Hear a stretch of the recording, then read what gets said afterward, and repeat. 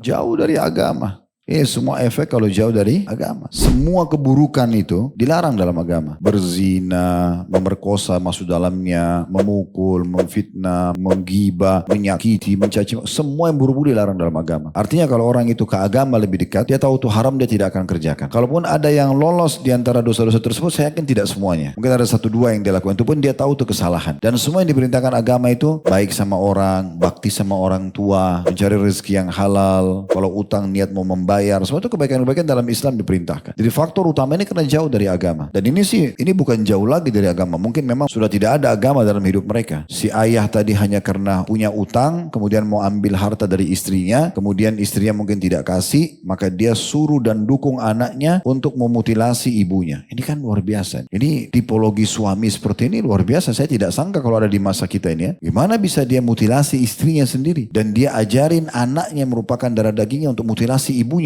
Ini luar biasa dosanya. Si anak juga ini sudah jelas jauh dari agama. Seburuk-buruk orang tua kita, fitrahnya kita sebagai anak, itu kita tunduk sama orang tua. Fitrah. Kecuali rusak fitrah itu. Dasarnya kita ini Allah buat memang tunduk kepada orang tua kita. Kecuali memang kita dirusak oleh lingkungan, kayak bisa tadi banyak tontonan yang buruk gitu ya. Orang yang mukul orang tuanya, kemudian dianggap itu adalah sebuah perbuatan yang biasa. Itu mungkin bisa terjadi. Jadi hal seperti ini faktor utama sebenarnya saya lihat karena jauh dari agama. Dan saya berharap tentunya mudah-mudahan bermula dari pemerintah kita, kasus-kasus seperti ini dicuakkan dan diseriusi untuk diselesaikan supaya orang yang melakukan ini dihukum dengan berat dan dipublish ya, diinformasikan secara nasional supaya orang-orang jadi kapok. Allah berfirman tentang masalah kisos. Walakum fil kisasi hayatun ya ulil albab. Pada hukuman fisik bagi para pelaku kriminal, kisos, itu ada ketentraman kehidupan untuk kalian wahai orang-orang yang berakal, kata Allah. Pencuri dipotong tangannya, itu pun di depan publik. Orang yang membunuh dihukum mati. Semua ini teman-teman ada ketentraman hidup. Sebagai penutup saya ingin berbagi begini teman-teman. Dosa, perbuatan jahat, kriminal, itu bukan untuk dicoba. Jangan dicoba teman-teman. Untuk apa antum merusak nama antum? Untuk apa mencoba mencuri? Untuk apa mencoba untuk memukul orang? Untuk apa mencoba untuk menipu? Atau untuk berzina? Untuk minum khamr? Atau main judi? Atau makan babi? Tak ada gunanya mencoba itu. Karena perdosa ini dipelajari untuk dijauhi. Bukan untuk dicoba. Kapan kita lakukan? Berarti kita harus siap dengan konsekuensi hukumannya. Dan di poin ini saya pernah jelaskan bagi semua para pelaku kriminal dan dosa ini, itu Allah berfirman innallaha syadidul iqab. Allah sangat berat hukumannya. Bisa saja orang itu mencuri sekali 10.000